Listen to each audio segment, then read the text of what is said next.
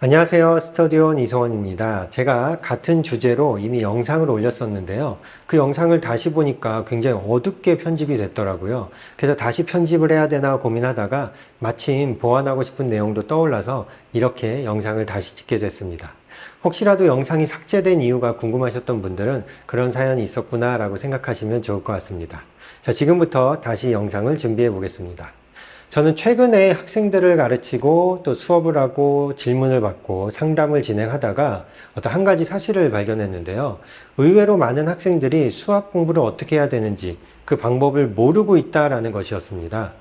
굉장히 어린 시절부터 오랫동안 학원을 다녔음에도 불구하고 시키는 걸 그대로 따라하는 방식에 쫓아가는 방식의 공부를 하다 보니까 자신만의 공부하는 방법 또는 노하우가 형성되지 못하고 아예 공부를 어떻게 해야 되는지 생각조차 해본 적이 없는 그런 학생들이 많다는 것이었습니다. 그래서 그런 학생들에게 도움을 주고자 이런 영상을 만들었으니까 아마도 이 영상을 끝까지 보신다면 그래도 수학을 공부하는 기본 개념이 어느 정도는 잡히지 않을까라는 생각을 해봅니다. 자, 지금부터 시작을 해보겠습니다. 수학은 우리가 잘 알다시피 다음과 같이 분류를 할 수가 있을 것 같습니다. 가장 먼저 개념을 공부하게 되고요. 그 다음은 그 개념을 바탕으로 대표 유형이라는 문제를 푸는 훈련을 하게 되죠. 그 다음으로는 응용과 심화라고 하는 좀 더 난이도가 높은 문제들을 다루게 됩니다. 자, 그런데 보통 학생들이 이 부분에서 많은 문제를 드러낼 때가 있는데요. 개념이라는 것을 보통 학원에서 선생님들이 잘 정리를 해서 그리고 굉장히 압축적으로 학생들에게 필요한 것들만 골라서 이해하기 쉽게 아이들에게 제공을 하다 보니까 아이들이 스스로 개념을 다지는 능력이 굉장히 전무하다시피 할 정도로 스스로 개념을 공부해 본 경험조차도 없는 경우가 많더라고요. 무슨 얘기냐면 지금 제가 여기 적어 놓은 책들이 뭐 많이 쓰는 그런 개념 교재인데 물론 이것 말고도 많죠. 근데 지금 교재가 중요한 게 아니라 이런 교재들을 학생들이 갖고 있을지는 몰라도 그 교재를 스스로 자신의 힘으로 어떤 도움이 없이 자신의 힘만으로 이 책을 보면서 개념을 다지는 그런 공부를 해본 경험이 아예 없는 경우가 많다라는 것입니다. 그러니까 이 책을 갖고 있는 거는 학원에서 교재로 쓰니까 그걸 구입했을 뿐이지 이 교재에 있는 내용은 선생님을 통해서 전달받는 경우가 굉장히 많다는 것입니다. 저는 이 부분이 굉장히 중요한 부분이라고 이야기를 하는데요. 학생들이 스스로 이런 개념서를 보면서 자신이 그 내용을 이해하고 그걸 자기 걸로 만드는 연습을 반드시 해야 한다라고 이야기합니다. 그 부분은 제가 평소에 강조하는 수학 독해력하고도 관련이 있는데요.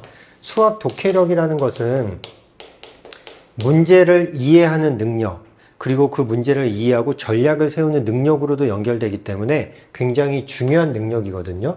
근데 의외로 학생들이 이런 책들에 나와 있는 개념 설명은 아무래도 굉장히 길게 쓰여져 있잖아요. 그런 내용을 처음부터 끝까지 읽는 어떤 집중력도 부족하고 그걸 읽고서 이해하는 능력도 부족합니다. 그래서 수학 독해력이 부족하다 보니까 나중에 응용과 심화해서 다루게 되는 그런 긴 문제들, 그리고 그 의미를 스스로 이해해야 되는 문제들에 있어서 굉장히 약점을 드러내더라고요. 그래서 지금부터 이 개념을 스스로 공부할 수 있는 능력을 키운다면 여러분들이 수학을 바라보는 눈이 훨씬 더 넓어질 거라고 생각하거든요. 근데 학원에서 이걸 다 해주는데 내가 굳이 개념서를 보면서 공부할 필요가 있을까라고 생각하실 수도 있는데 저는 이 부분에서 꼭 이게 중요하다라고 말씀을 드립니다. 여러분들이 선행을 진행하다 보면은 예전에 배운 것들을 잊어버릴 때도 있고 또 예전에 굉장히 어려웠던 단원이어서 어찌어찌 공부를 하고 넘어갔는데 지금 다시 보니까 문제가 하나도 안 풀리는 경우가 있거든요. 그럴 때는 학원의 진도와는 상관이 없이 스스로 그 부분만 다시 복습을 해야 되는 경우가 생기는데요. 그때 스스로 개념을 다질 수 있는 학생들은 자신이 좀 약하다고 생각되는 방금 말한 그런 부분들을 스스로 채울 수가 있겠죠. 근데 그렇지 못한 학생들은 선생님이 보충을 해줄 때까지 기다리거나 아니면 학원의 진도가 다시 그 앞으로 돌아갈 때까지 계속 기다리는 수밖에 없습니다. 그래서 그 시간이 지나면 지날수록 더 많이 잊어버리게 되고 그 비어있는 부분이 커지다 보니까 수학 실력이 늘지 않는 그런 상황이 발생하게 되는데요. 그래서 저는 이 개념을 스스로 공부할 수 있는 능력을 회복력이라고 이야기합니다. 자신이 어떤 공부를 하고서 그걸 잊어버렸을 때 그 잊어버린 내용을 다시 회복할 수 있는 능력이거든요. 그래서 이 내용은 수학을 공부하는 데 있어서 굉장히 중요하다라고 말씀드릴 수 있을 것 같습니다. 근데 제가 여기에 별도로 정석과 개념 블랙라벨을 적어놨는데 이 책들을 특별히 따로 언급하는 이유는 이 두 책도 물론 우리가 개념서라고 이해하고 있지만 사실 정석과 이런 개념 블랙라벨은 우리가 소위 말하는 쉬운 개념서가 아니라 굉장히 깊이 있는 내용까지 다루고 있기 때문에 혼자서 공부하기에는 조금 어려울 수 있습니다. 이런 책들을 혼자서 공부할 수 있을 정도라면 그런 학생들은 독학으로도 유형과 심화 공부를 할 수 있는 이런 공부가 가능한 학생이라는 뜻이 될 텐데요. 그런 학생들이 아닌 이상은 저는 이런 책으로 공부하기보다는 좀 더 쉬운 학생들이 좀 더 받아들이기 쉽도록 구성된 이런 책으로 공부하는 것을 권해드립니다. 자, 그러면 스스로 개념서를 볼 수 있는 능력이 있건 아니면 학원에서 배웠건 간에 자, 개념을 배우고 나면 그 다음으로 하는 게 뭐죠? 바로 대표 유형을 다루게 됩니다. 지금 아마 이런 교재들은 굉장히 많이 들으셨을 거예요. 센이라든지 개념원리 RPM, 풍산자 필수 유형, 마플 시너지 이런 책들은 굉장히 대표 유형들을 열심히 연습할 수 있도록 구성된 그런 고안된 책입니다. 이런 문제집의 특징은 반복 훈련에 특화된 책입니다.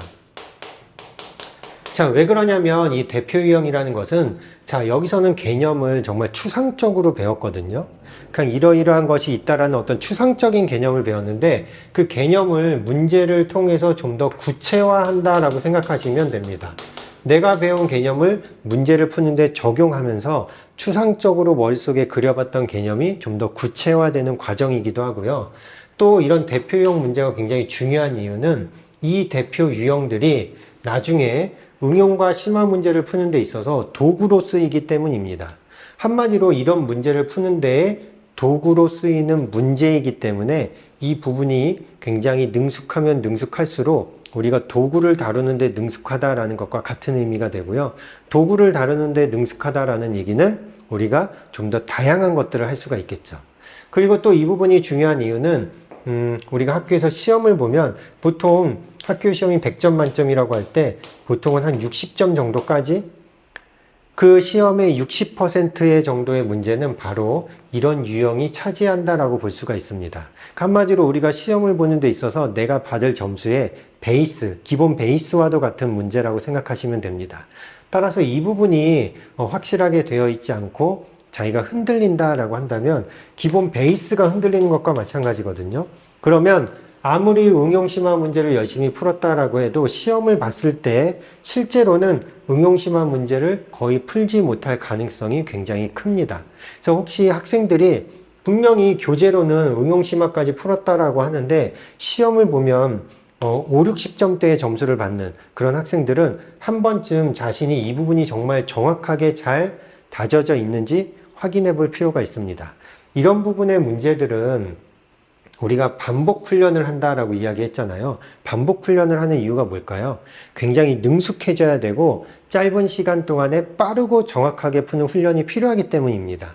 우리가 시험을 볼 때 이 정도의 문제를 푸는데 시간을 거의 다 써버린다면 우리가 뒤에 남은 심화 문제를 풀 시간이 턱없이 부족하겠죠.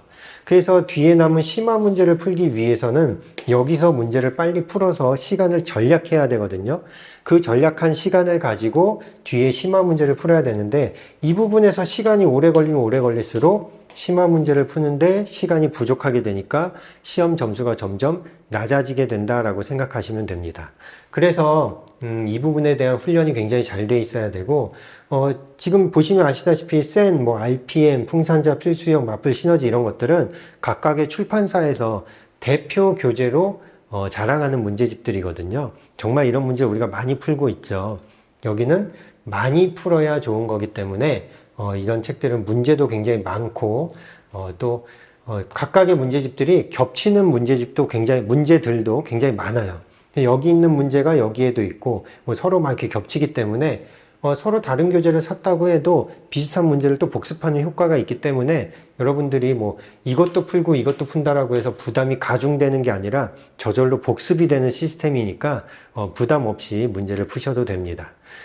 그리고 이런 대표 유형까지가 사실은 수학을 공부하는 데 있어서 자, 이렇게 분류할 수 있어요. 관리. 우리가 어떤 공부를 하는 데 있어서 뭐 숙제 검사를 한다거나 틀린 문제를 다시 비슷한 유형으로 반복해서 풀리거나 아니면은 이 문제를 제대로 해결할 때까지 남겨서 막 공부를 시키는 경우가 있잖아요. 저는 그런 걸 관리형 시스템이라고 하는데, 그런 관리형 시스템으로 우리가 충분히 극복 가능한 게 바로 여기까지라고 저는 생각을 합니다. 여기까지는 우리가 그런 식으로 관리를 통해서 학생의 점수를 끌어올릴 수가 있어요. 그래서 여기까지는 공부를 하면은 실제로 공부를 한 만큼 효과가 바로바로 나오거든요. 우리가 오늘 어떤 유형을 공부했으면은 그 유형을 완성될 때까지 풀고 나면 이제 그 이후로는 그 유형이 정말 잘 풀릴 가능성이 굉장히 크죠. 시험에서 그 문제가 나와도 실수 없이 그 문제를 풀 가능성이 굉장히 큽니다. 따라서 여기까지는 정말 공부하는 좀 재미가 있어요. 오늘 열심히 했더니 안 풀렸던 문제가 풀리고 시험에서 실제로 그 문제를 풀게 되거든요. 그런데 바로 이 뒤로 가면서부터는 관리만으로는 되지 않습니다. 실제로 이런 뒷부분의 공부들은 학원에서 관리만으로는 극복이 불가능하기 때문에 아무리 학원을 옮겨 다닌다라고 해도 그 효과가 점점 미미하게 되거든요. 그리고 앞에서와는 다르게 이쪽은 들인 시간에 비해서 점수가 올라가는 그 속도가 현저히 떨어집니다.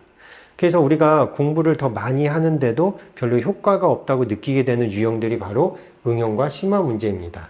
자, 그럼 이런 것들은 어떻게 공부를 해야 될까요? 이렇게 보시면 됩니다.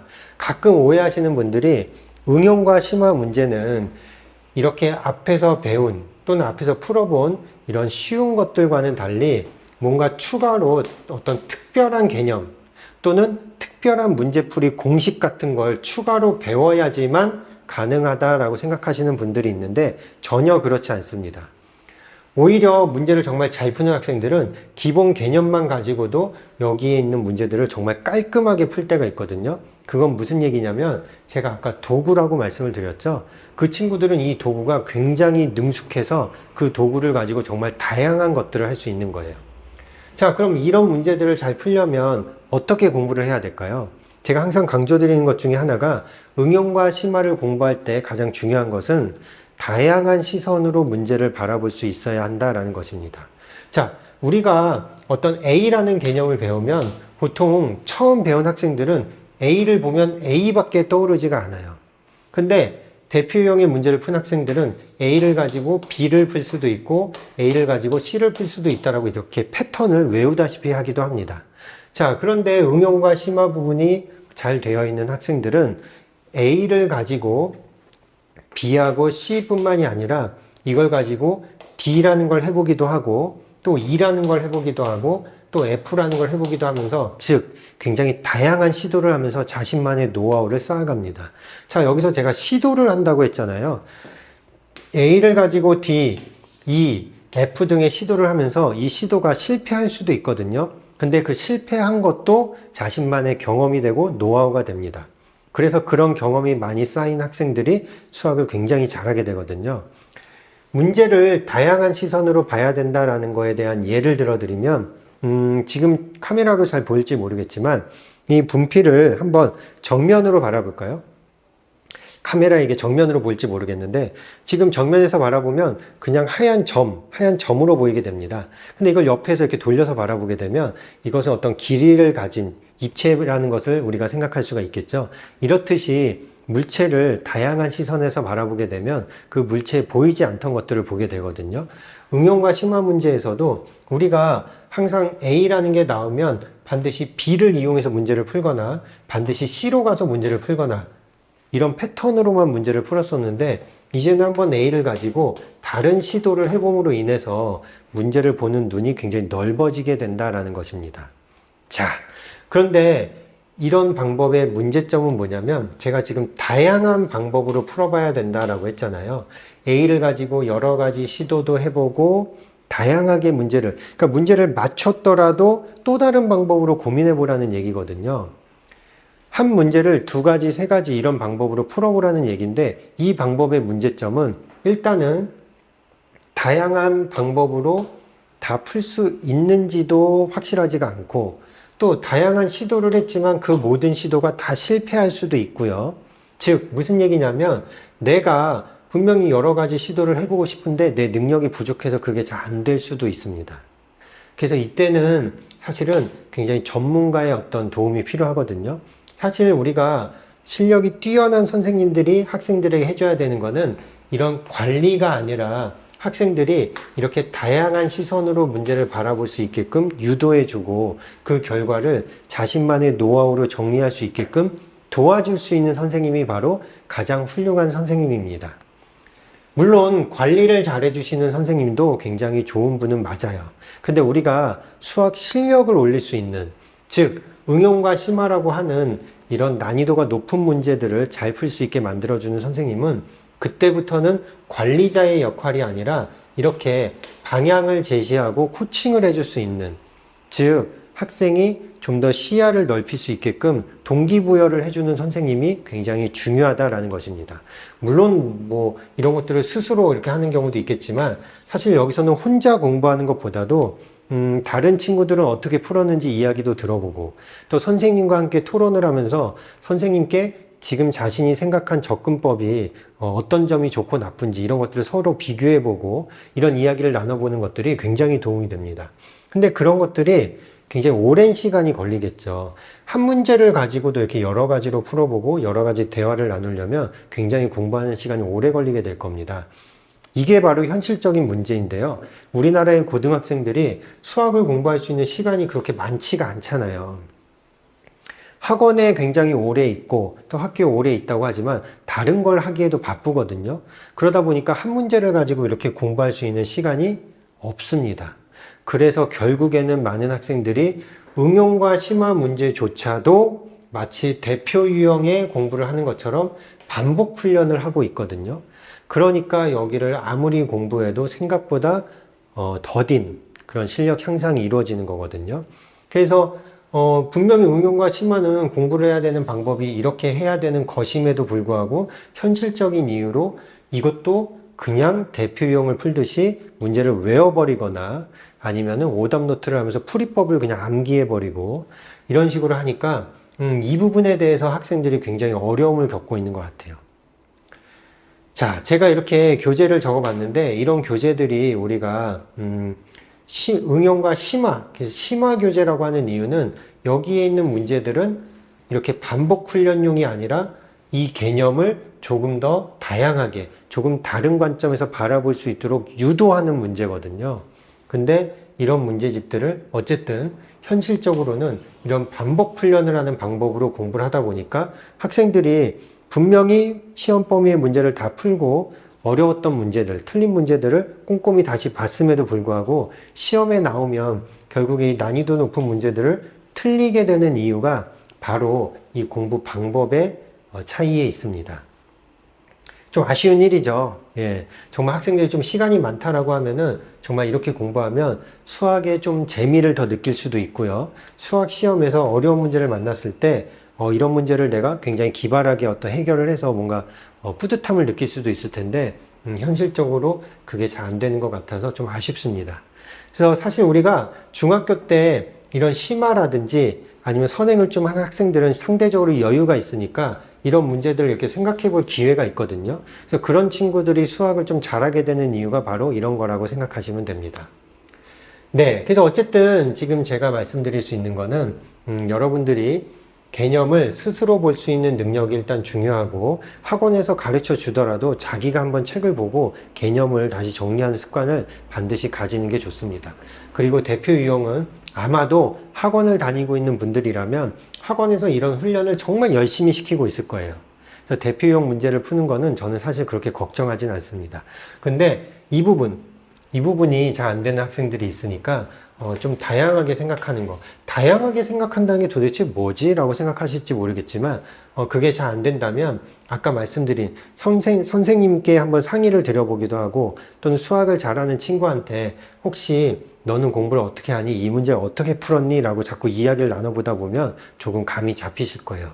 일부러 내가 이 문제를 이번에 꼭 4가지로 풀어봐야지 이렇게 개수를 정해놓는 게 아니라 조금 다양한 관점에서 그래프로도 풀어보고 식으로도 풀어보고 또 이걸 도형의 관점에서도 풀어보고 이런 식으로 좀 시도를 하신다면 분명히 여러분의 실력이 훨씬 더 좋아질 거라 생각합니다.